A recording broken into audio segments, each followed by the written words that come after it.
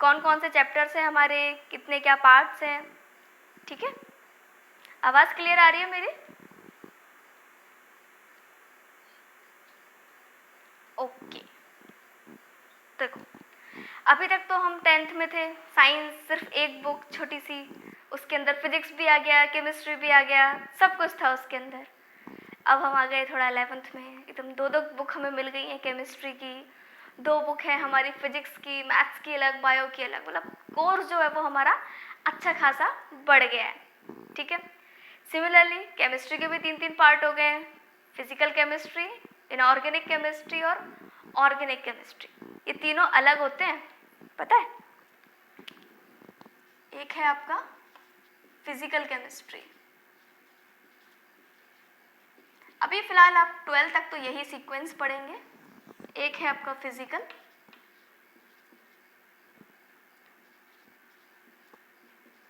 एक है आपका इनऑर्गेनिक और एक है आपका ऑर्गेनिक। देखो, देख लेते हैं कौन कौन से चैप्टर हमारे किसके अंदर आएंगे। तो सबसे पहले हम बात कर रहे हैं फिजिकल केमिस्ट्री की। फिजिकल केमिस्ट्री के अंदर आपका आएगा some basic concept of chemistry.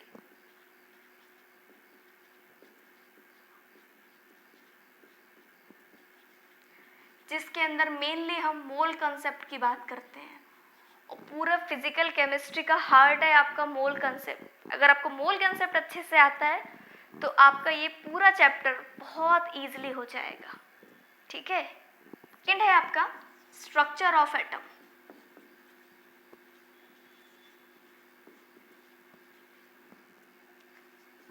Third है आपका थर्मोडायनामिक्स।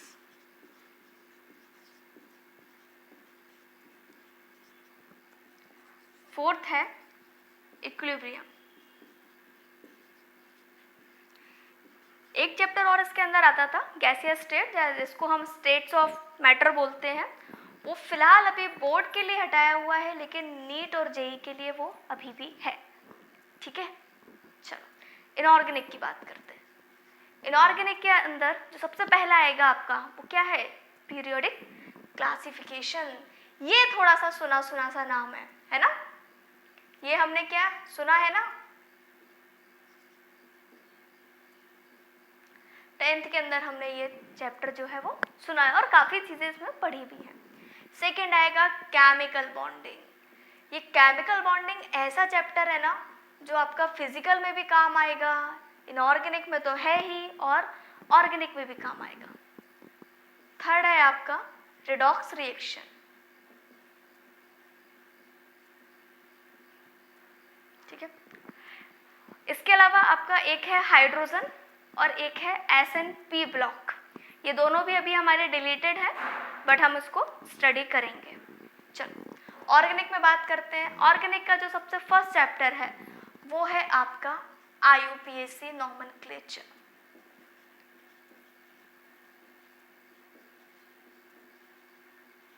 सेकेंड आता है आपका जिसको हम बोलते हैं GOC। इसका मतलब क्या होता है, जनरल ऑर्गेनिक केमिस्ट्री।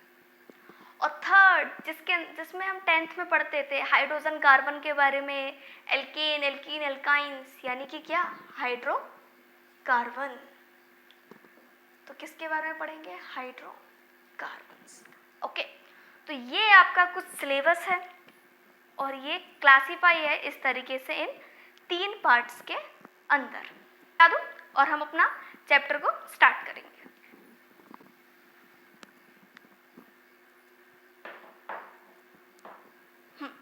तो हमारे चैप्टर का नाम है some basic concept of chemistry. तो देखो इसके अंदर वही बात कर रहे हैं हम, क्या पढ़ेंगे, मोल कॉन्सेप्ट। पर मोल कॉन्सेप्ट को समझने के लिए जो जो चीज़ें हमें पहले चाहिए हम उनके बारे में बात करते हैं। तो इसके अंदर सबसे पहले आपका आएगा डाल्टन एटॉमिक थ्योरी। इनका नाम हमने 9th क्लास में भी पढ़ा है, ठीक है। आपको भी बहुत सारे कॉन्सेप्ट ऐसे हैं जो कि हमने 9th क्लास में पढ़े थे, उनका थोड़ा सा ओवरव्यू हम लेके चलते हैं, ठीक है। तो डाल्टन एटॉमिक थ्योरी ने कुछ पोस्टुलेट्स दिए थे, तो कौन से पोस्टुलेट्स थे उनको हम देख लेते हैं। तो इनका जो पहला पोस्टुलेट था वो क्या था, उन्होंने बोला था कि जितने भी मैटर्स होते हैं, मतलब जितने भी पार्टिकल्स प्रेजेंट होते हैं, ये सारे के सारे किससे बने होते हैं? एटम से बने होते हैं। ठीक है, तो उसको हम लिख लेते हैं। All the matters of the particle are made up of atom. किससे बना होता है? एटम से बना होता है। मैटर क्या था? कोई भी सब्सटेंस जिसका मास हो और जिसको रखने के लिए हमें क्या चाहिए हो? स्पेस चाहिए हो, उसको हम क्या बोलते थे? मैटर। ओके, तो ये था हमारा पोस्टुलेट नंबर 1। सेकंड क्या बात कर रही थी? उन्होंने बोला था कि ये जो एटम होते हैं उनको हम और डिवाइड नहीं कर सकते, कि फर्दर डिवाइड नहीं कर सकते। ओके, तो क्या बोला था? Atom can not be divided further. मुझे पता है कि अभी बहुत सारी चीज़ें आपके दिमाग में चल रही होंगी, बट पहले मैं इस थ्योरी को कंप्लीट कर दूं, फिर मैं आगे के आपके जो डाउट्स आपके मन में आ रहे हैं उनको भी क्लियर कर दूंगी। नेक्स्ट क्या था?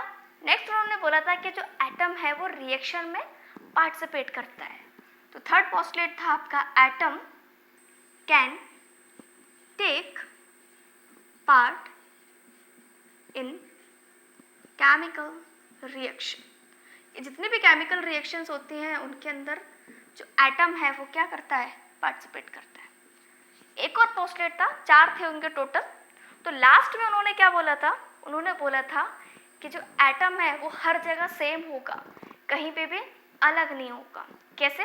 जैसे मेरे पास सोडियम है, आपके पास भी सोडियम है। कल मैं लैब गई, वहाँ पे भी मैंने सोडियम रखा हुआ देखा। तो क्या हर जगह अलग अलग होगा क्या? नहीं, वो सेम एलिमेंट है, तो हर जगह आपको कैसा माना जाएगा? सेम ही मिलेगा। ठीक है, तो क्या बोला था? Atom can be same in every element, या हर एलिमेंट के अंदर जो एटम है वो कैसा मिलेगा? सेम ही मिलेगा। ये 4 बातें बताई थी हमें डाल्टन ने। ठीक है, ये थे डाल्टन के पोस्टुलेट्स। अगर पूछे जाए तो ये आप चारों पॉइंट्स उसके अंदर लिख सकते हैं। ठीक है, अब देखो, आपने बोला ठीक है मैम, सारे मैटर्स जो है वो एटम के बने होते हैं, ये बात तो मैंने मान ली। आपने बोला कि केमिकल रिएक्शन में एटम पार्टिसिपेट करता है, ये भी मैंने मान लिया। लेकिन मैम मुझे ना कि जो फर्स्ट और थर्ड पॉइंट है वो तो ठीक है, उसमें कोई प्रॉब्लम नहीं है। लेकिन मैम ये जो सेकंड और फोर्थ पॉइंट है ना, ये मुझे थोड़े सही नहीं लग रहे हैं। क्यों नहीं लग रहे? क्योंकि हमने आज की थ्योरीज भी पढ़ रखी हैं। ये जब थ्योरी दी गई थी ना, बिल्कुल 100 साल पहले थ्योरी दी गई थी। तो इसमें और आज की थ्योरीज में तो बहुत सारे डिफरेंसेस आ चुके हैं। आज हम नई नई चीज़ें पढ़ चुके हैं। तो बात करते हैं हम कि ये जो सेकंड और फोर्थ पॉइंट है उसमें ऐसा क्या है कि मुझे ये दोनों बातें सही नहीं लग रही हैं। तो देखो, अभी उन्होंने क्या बोला? Atom can be same in every element. उन्होंने बोला कि हर जगह जो एटम है वो सेम मिलेगा। लेकिन बोलोगे मैम मैंने कुछ सुन रखा है। कि क्या सुन रखा है भाई? मैंने हाइड्रोजन के बारे में सुन रखा है। अच्छा भाई, क्या सुन रखा है हाइड्रोजन के बारे में? मैम मुझे पता है कि जो हाइड्रोजन है ना वो आइसोटोप्स बनाता है। आइसोटोप्स क्या होता है? भूल गए या याद है? जिसको याद है बताओ जल्दी।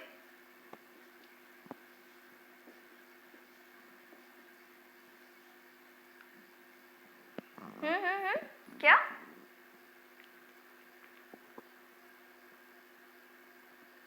Number of protons. अच्छा, हाँ बोल सकते हैं। देखो क्या था आइसोटोप? आइसोटोप वो था जिसका एटॉमिक नंबर सेम रहता है। क्या रहता है? एटॉमिक नंबर सेम रहता है, लेकिन जो मास नंबर है वो कैसा होता है? डिफरेंट, जिसको हम क्या बोलते हैं? आइसोटोप्स। तो इसका मतलब क्या है? ये तीनों हाइड्रोजन सेम है या डिफरेंट है? डिफरेंट हुए ना, तीनों की प्रॉपर्टीज अलग अलग हैं। पर डाल्टन ने तो बोला था कि सारे जो एटम्स हैं एलिमेंट्स के वो कैसे रहेंगे? सेम रहेंगे। तो इनकी ये जो बात है वो थोड़ी बहुत सही नहीं थी। ठीक है, हम हाइड्रोजन जो 1 है उसको हम क्या बोलते थे? इसको हम बोलेंगे हाइड्रोजन। जहाँ 2 मास होता है उसको हम बोलते हैं ड्यूटेरियम। थर्ड को हम बोलते हैं ट्रिटियम। ओके, ये 3 नाम है हमारे किसके, हाइड्रोजन के आइसोटोप्स के। ये थी पहली बात। दूसरी बात हम करते हैं, उन्होंने बोला atom can not be divided further, पर अब तो हम जानते हैं कि एटम जो है वो 3 पार्ट में डिवाइड होता है। कौन कौन से, इलेक्ट्रॉन, प्रोटॉन और न्यूट्रॉन। ये 3 पार्ट्स हैं और इनको हम क्या बोलते हैं, सब एटॉमिक पार्टिकल्स। क्या बोलते हैं, सब एटॉमिक पार्टिकल्स। चलो देख लेते हैं इसको हम, क्या बोला मैंने, ये जो एटम है ये 3 पार्ट में डिवाइड रहेगा। एक है आपका इलेक्ट्रॉन, दूसरा है प्रोटॉन और तीसरा है neutron. Electron negative charge carry करता है, प्रोटॉन पॉजिटिव चार्ज कैरी करता है और न्यूट्रॉन कैसा करता है, न्यूट्रॉन कैसा करता है, नो चार्ज। कैसा रहता है, नो चार्ज, उसके ऊपर कोई चार्ज नहीं है, तभी तो वो न्यूट्रल है। ठीक है ना। चलो अब इसके हम मास की भी बात कर लेते हैं, क्योंकि आगे ये जो वैल्यूज हैं वो हम न्यूमेरिकल्स में देखेंगे।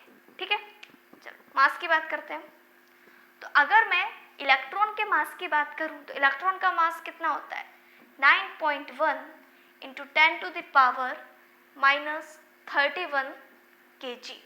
कितना मास होता है, 9.1 into 10 to the power -31 kg। Okay, proton के मास की बात करते हैं। प्रोटॉन का मास कितना होता है, 1.67 into 10 to the power -27 kilogram. ठीक है, न्यूट्रॉन की मास की बात करते हैं, यहाँ लिख देती हूँ मैं इसको, 1.6749 into 10 to the power -27 kilogram. आप सोच रहे होगे ना, मैंने प्रोटॉन का और न्यूट्रॉन का सिमिलर लिख दिया, होता ही है, ऑलमोस्ट सिमिलर होता है। क्या बोला मैंने कि जो प्रोटॉन का मास है और न्यूट्रॉन का मास है वो ऑलमोस्ट सिमिलर होता है। प्रोटॉन का कितना है, 1.67, न्यूट्रॉन का कितना है, 1.6749। बहुत हल्का सा डिफरेंस है, बहुत ही हल्का सा डिफरेंस है। इसीलिए हम क्या मानते हैं, हम मास ऑफ प्रोटॉन को इक्वल मानते हैं मास ऑफ न्यूट्रॉन के। ये बात याद रखेंगे हम कि जो मास ऑफ प्रोटॉन है उसको मास ऑफ न्यूट्रॉन को क्या मानेंगे, इक्वल मानेंगे। एक बात क्लियर हुई, याद रखिएगा इसको। ठीक है, चलो सेकंड पॉइंट की बात करते हैं। अब एक बात बताओ मुझे, ये जो आपको इलेक्ट्रॉन का मास दिख रहा है 9.1 10 टू द पावर -31 और प्रोटॉन का भी दिख रहा है, इन दोनों में से ज़्यादा मास किसका है, इलेक्ट्रॉन का या प्रोटॉन का? आप सोच रहे होगे कि 31 है, एक तो आप सोच रहे हो कि 31 है, 27 है। अगर माइनस देखा है तो बहुत अच्छी बात है, आपने बिल्कुल सही दिमाग लगाया है, समझदार हो। क्या है, -27, इसका मतलब क्या होगा, प्रोटॉन का मास ज़्यादा होगा, किससे, इलेक्ट्रॉन के मास से, क्योंकि माइनस में जो वैल्यूज़ होती है वो क्या होती है, कम हो जाती है। ठीक है, और कितना कम है, मैं ऑलमोस्ट 10 टू द पावर 4 यानी कि 10,000 टाइम्स कम है भाई। 10,000 बहुत होता है, इसका मतलब मास ऑफ इलेक्ट्रॉन कैसा है, बहुत ही छोटा है। तो आप क्या कर सकते हैं, कोई भी चीज़ अगर बहुत ज़्यादा छोटी है किसी बड़े के कंपैरिजन में तो उसको हम कर देते हैं नेगलेक्ट। बोले चल निकल, मुझे कोई फ़र्क नहीं पड़ रहा कि थोड़े से इलेक्ट्रॉन ऐड होंगे, थोड़े से इलेक्ट्रॉन जाएंगे, तो हमारी कैलकुलेशन में कोई इफ़ेक्ट नहीं पड़ेगा और हमारी कैलकुलेशन और ईजी हो जाएगी। इसीलिए क्या बोलते हैं कि जो मास ऑफ इलेक्ट्रॉन है वो बहुत ही ज़्यादा छोटा है, किससे, मास ऑफ प्रोटॉन और न्यूट्रॉन से। तो हम क्या करते हैं, मास ऑफ इलेक्ट्रॉन को नेगलेक्ट कर देते हैं। ये बात समझ में आई? ठीक है, जब हम आगे न्यूमेरिकल्स करेंगे ना तो उसका हम यूज़ करेंगे। इसको मैं हटा दूँ, चल ये बात हमें समझ में आई। ज़रा हम फिर से थोड़ा सा 9th क्लास की तरफ जाएंगे और वहाँ हमने पढ़ा था रिप्रेजेंटेशन ऑफ एलिमेंट। क्या पढ़ा था, रिप्रेजेंटेशन ऑफ एलिमेंट, कि हमने मैम देखा था वहाँ पर कुछ इस टाइप से लिखा होता था। क्या लिखा होता था, कुछ इस तरीके से लिखा होता था। क्या था ये, जो एक्स है मैम वो बताता था एलिमेंट के बारे में कि कौन सा एलिमेंट है। सॉरी मैंने उल्टा लिख दिया है, यहाँ जेड आएगा, यहाँ ए आएगा। ओके, जो Z है वो क्या बताता था? एटॉमिक नंबर के बारे में। क्या बताता था? एटॉमिक नंबर के बारे में। और A जो होता था वो आपका बताता था एटॉमिक मास। तो इसका मतलब क्या है? इसका मतलब ये है कि Z से मैं क्या समझ सकती हूँ? Z से मुझे ये पता चलेगा कि उसका एटॉमिक नंबर क्या है, और साथ में मुझे ये पता चल जाएगा कि उसमें कितने इलेक्ट्रॉन्स हैं और कितने प्रोटॉन्स हैं। तो इसका मतलब ये भी हुआ कि इलेक्ट्रॉन और प्रोटॉन दोनों की वैल्यूज़ कैसी रहेंगी? सेम रहेंगी। मैंने बोला हाँ सेम रहेंगे, पर कंडीशन है कि उसके ऊपर कोई चार्ज नहीं होना चाहिए। अगर किसी एलिमेंट में कोई चार्ज नहीं है तो उसके जो इलेक्ट्रॉन और प्रोटॉन हैं कैसे होंगे? सेम होंगे। तो जितना एटॉमिक नंबर होगा उतने ही नंबर ऑफ इलेक्ट्रॉन्स होंगे, उतने ही नंबर ऑफ प्रोटॉन्स होंगे। तो ये दो बातें मुझे बता रहा है। ठीक है, ये सब हमने पढ़ा हुआ है, हम सिर्फ रिवाइज कर रहे हैं चीज़ें। चलो नेक्स्ट आता है एटॉमिक मास। एटॉमिक मास मुझे क्या बताता था? वो ये बताता था कि कितने सम बताता था दो चीज़ों का, कि प्रोटॉन का और न्यूट्रॉन का सम, कि जितने नंबर ऑफ प्रोटॉन्स हैं उनको ऐड कर देते हैं हम नंबर ऑफ न्यूट्रॉन से। तो क्या मिलता था हमें? एटॉमिक मास मिलता था। चलो कुछ कर भी लेते हैं एग्जांपल्स, और अच्छे से क्लियर हो जाएगा हमारा सारे कॉन्सेप्ट। चलो हमारे पास है मैग्नीशियम, ठीक है, ये 24 है, ये 12 है। फटाफट मुझे बताओ कि इसमें इलेक्ट्रॉन कितने हैं, प्रोटॉन कितने हैं और न्यूट्रॉन कितने हैं?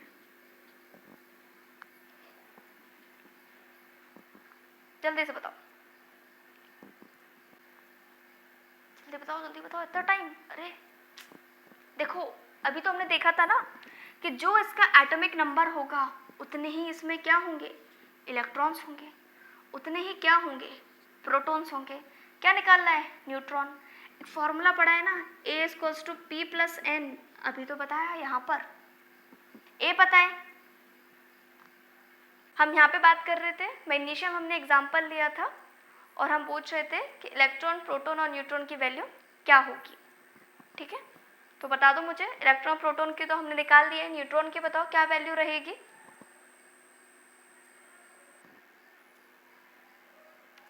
क्योंकि क्या होगा? 24 - 12। अच्छा ठीक है, एक और बताइए, हीलियम का ले लेते हैं। चलो हीलियम तो नहीं, क्लोरीन ले लेते हैं। 35.5 एंड दिस इज 17। क्या आएगा? इलेक्ट्रॉन, प्रोटॉन और न्यूट्रॉन बताइए।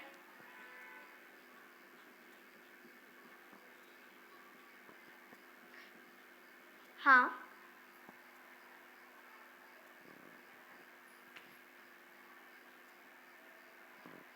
और न्यूट्रॉन?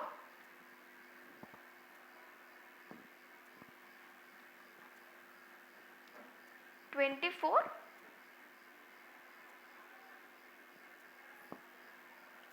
क्या बोल रहे हो बेटा? सही से करो, ये क्या है? 35.5 है, दिख रहा है ना क्लियर? 35.5 है मास। माइनस करो 35.5 में से, कितना आएगा? 35.5 - 17 कितना आएगा? ये 18.5। कितना आएगा? 18.5। अच्छा आप मुझे बताइए, अगर ये लिखा है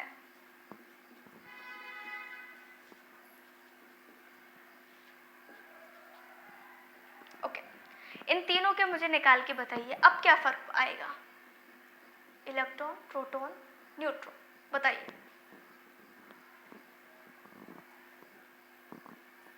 अब क्या हो जाएगा? देखो अब क्या होगा, जिसके ऊपर भी पॉजिटिव चार्ज है इसका मतलब क्या है? हमने इलेक्ट्रॉन निकाल दिया है। जितना पॉजिटिव चार्ज उतना इलेक्ट्रॉन फेंक दिया हमने बाहर। ऑक्सीजन नेगेटिव चार्ज के केस में क्या बात कर रहे हैं? जितना नेगेटिव चार्ज है मतलब कि हमने इलेक्ट्रॉन्स को गेन किया है। हम पढ़ते थे ना, gain of electron, lose of electron. Lose of electron क्या होता था? कैटाइन। गेन ऑफ इलेक्ट्रॉन क्या होता था? एनाइन। तो वही सेम कॉन्सेप्ट को यूज़ करके आपको इनकी वैल्यूज़ को लिखना है। कोशिश करिए एक बार, फिर मैं बताती हूँ।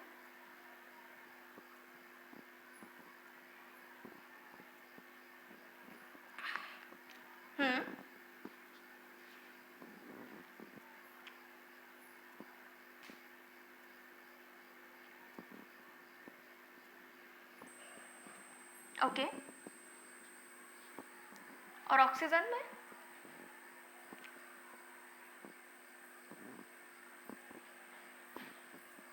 क्या बात है, मतलब तीनों में 10, बहुत बढ़िया, सही है। प्रोटॉन और न्यूट्रॉन भी बता दीजिए।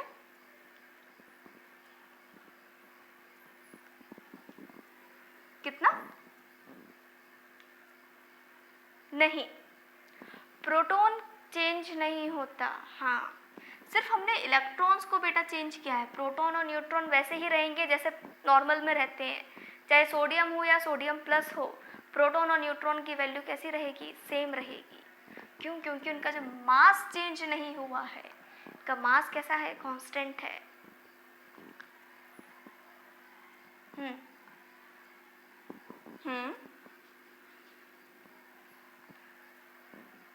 ऑक्सीजन में 8, गुड। और न्यूट्रॉन्स?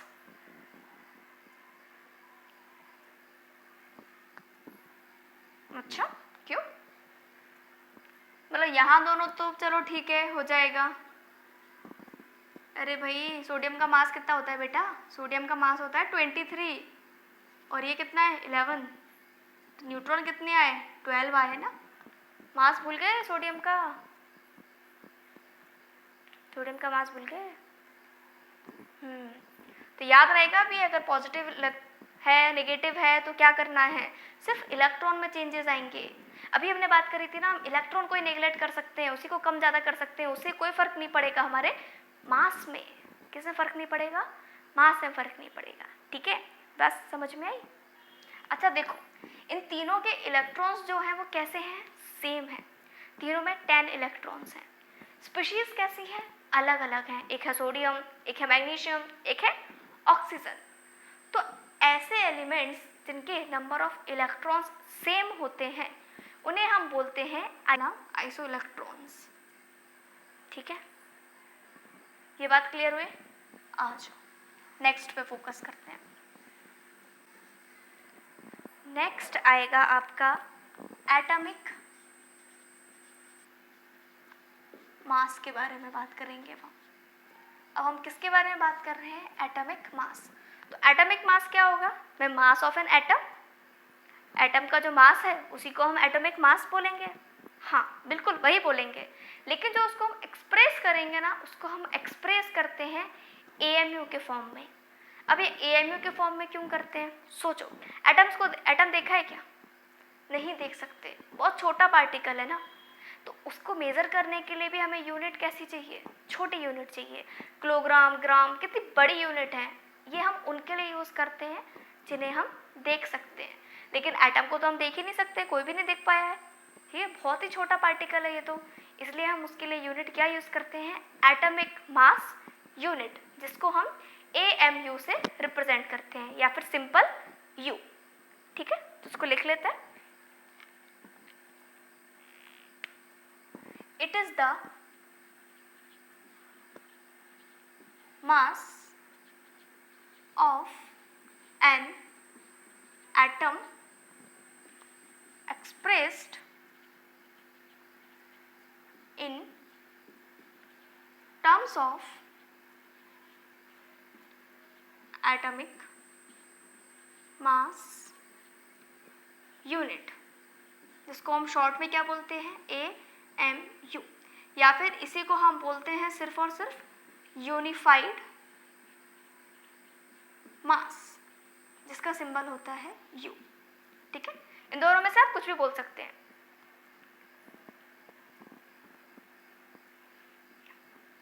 इन दोनों में से आप कुछ भी बोल सकते हैं, एटॉमिक मास भी बोल सकते हैं, AMU भी बोल सकते हैं, और U भी बोल सकते हैं। ठीक है, चलो थोड़ा सा इसका मैथमेटिकल एक्सप्रेशन पढ़ते हैं अब अपन। देखो, फिजिकल केमिस्ट्री अच्छे करने के लिए ना कैलकुलेशन अच्छी होनी चाहिए। अगर आपकी कैलकुलेशन अच्छी है तो आपकी फिजिकल केमिस्ट्री बहुत बढ़िया होने वाली है।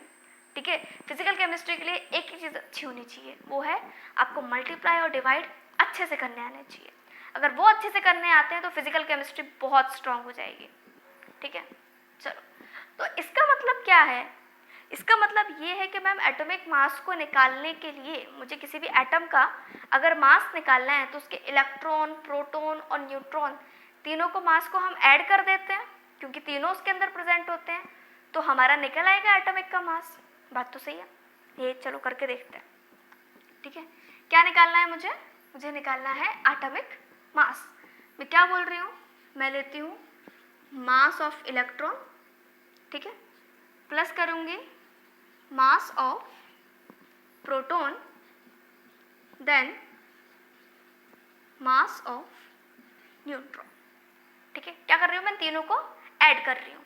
अभी हमने बात करी थी कि जो मास ऑफ इलेक्ट्रॉन होता है वो बहुत ही छोटा साइज होता है, इसलिए उसको हम ले या ना ले कोई फ़र्क नहीं पड़ता है। तो हम इसको क्या कर देंगे, इसको हम कर देंगे नेगलेक्ट, कि भाई तुम जाओ, तुम्हारा कोई काम यहाँ पर नहीं है। बात किसकी करेंगे? इन दोनों की, मास ऑफ प्रोटॉन। तो देखो जितने भी नंबर ऑफ प्रोटॉन्स होंगे, मान लो 2 प्रोटॉन है, तो मैं क्या कर रही हूँ, नंबर ऑफ प्रोटॉन ले लेती हूँ और मल्टीप्लाई कर दूंगी उसके मास ऑफ प्रोटॉन से। वही वैल्यू आएगी ना, वही वैल्यू आएगी। ठीक है, जैसे 4 प्रोटॉन है तो मैं क्या करूँगी, जो मास होगा प्रोटॉन का उसमें 4 का मल्टीप्लाई कर दूंगी। सेम चीज़ है, सेम यहाँ पे बात कर रहे हैं हम। नंबर ऑफ न्यूट्रॉन मल्टीप्लाई कर दूंगी मैं मास ऑफ न्यूट्रॉन से। ये 2 बात समझ में आई? ये 2 बात समझ में आई ना? चलो आगे बढ़े। अब देखो आगे हमने अभी क्या पढ़ा था हमने, मैम अभी आपने बताया था कि जो मास ऑफ प्रोटॉन है और मास ऑफ न्यूट्रॉन है वो कैसे होते हैं मैम? इक्वल होते हैं। तो हम उसको ले सकते हैं क्या कि Mn बराबर MP, MP मतलब मध्य प्रदेश नहीं है, यहाँ मास ऑफ प्रोटॉन है, ठीक है ना। तो क्या करूँगी, इस MP की जगह पर Mn को पुट कर लेती हूँ। चलो पुट कर लेते हैं फटाफट से। Number of P multiply by Mn आ गया यहाँ, ठीक है। बाकी सिमिलर है, डरना नहीं है, सेम ही चीज़ है।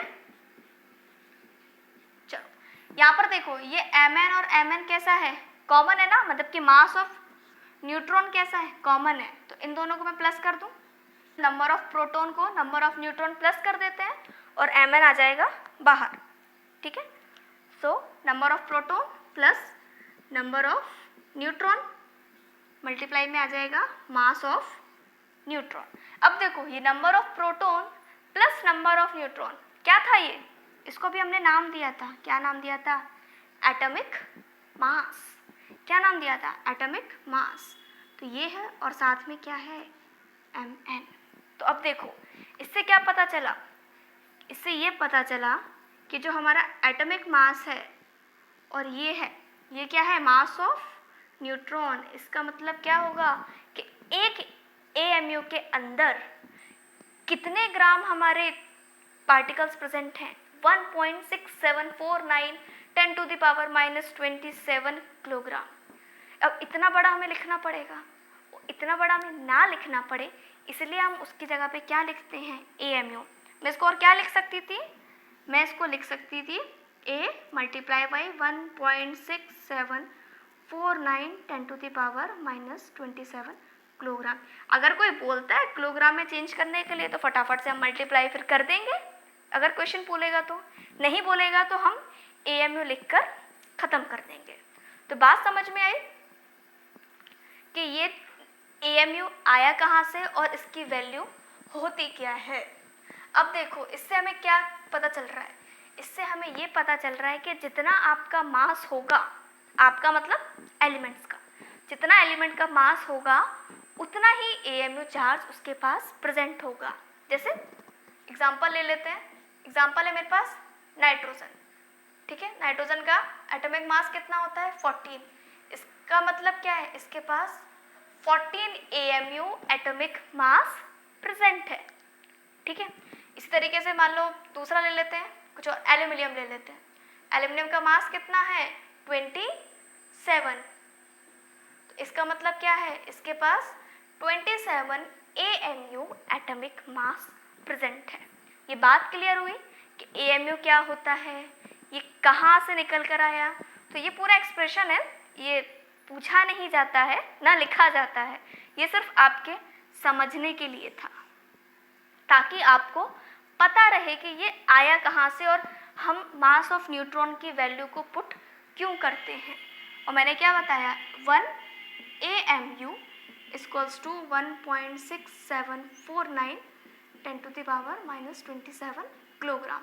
अगर इसको मुझे ग्राम में चेंज करना है तो मैं क्या करूँगी, बस 3 हटा दूँगी, 10⁻⁻24 ग्राम हो जाएगा, बाकी वैल्यू सेम रहेगी। ठीक है, तो ये बात समझ में आ गई हमें? हाँ मैम समझ में आ गई।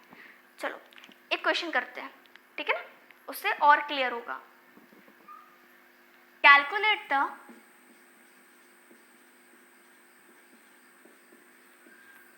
Number of atom in 24 gram sample of helium. क्या बोला गया है आपको, 24 AMU। Calculate the number of atom in 24 AMU sample of helium. कि आपके पास 24 AMU सैंपल है किसका, हीलियम का, तो बताओ कितने नंबर ऑफ एटम प्रेजेंट होंगे हीलियम के। चलो कोशिश करो सॉल्व करने का। हाँ वेरी गुड, 6। कैसे आया, क्योंकि अभी हमें पता था कि हीलियम का मास कितना होता है, 4। इसका मतलब 4 AMU प्रेजेंट हैं कितने में, एक हीलियम में, है ना। हमें कितना सैंपल दे रखा है, 24 दे रखा है, तो उस हिसाब से कितना हो गया, 6। मैथ्स के अंदर लगाते हैं ना कि अगर एक पेंसिल आपकी 5 रुपए की है तो 25 रुपए हैं अगर आपके पास, तो कितनी पेंसिल आ जाएंगी, 5। सेम वही कॉन्सेप्ट हमने यहाँ पर यूज किया था। What is the mass of 4 atom of phosphorus? What is the mass of 4 atom of phosphorus?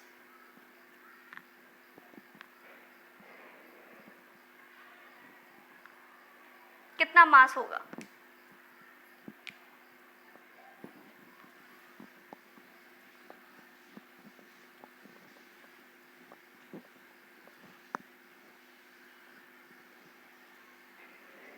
One 128 AMU। एक फॉस्फोरस में कितना होता है, फॉस्फोरस का कितना होता है, 31 बेटा, 31 कितना होता है, 31। कितने हैं एटम्स हमारे पास, 4 एटम्स हैं, मतलब कि 31 multiply by 4, so the answer will be 124 AMU। समझ में आया। चलो एक और क्वेश्चन करते हैं। इन 124 AMU all find the number of atom। उसी तरीके से क्वेश्चन, ऑप्शन है आपका 2, 3, 4, 5, निकालिए। वेरी गुड, बहुत बढ़िया, समझ गए आप। क्या किया हमने, सीधा सीधा उसको 31 से डिवाइड कर दिया, यही किया ना।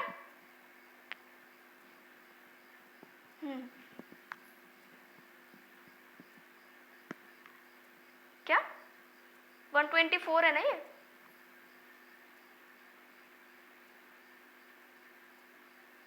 हाँ जस्ट उसका अपोजिट ही है। तो ये आपके एक सिंपल से क्वेश्चंस थे। अभी हमने मोल कॉन्सेप्ट स्टार्ट नहीं किया, अभी हम किस पे बात कर रहे हैं, एटॉमिक मास पे। क्योंकि अगर ये समझ में आ गई ना चीज़ें, तो मोल कॉन्सेप्ट भी हमारा आराम से समझ जाएगा। एकदम से मोल कॉन्सेप्ट समझते हैं तो हम कंफ्यूज हो जाते हैं और फिर बहुत सारे क्वेश्चन हमारे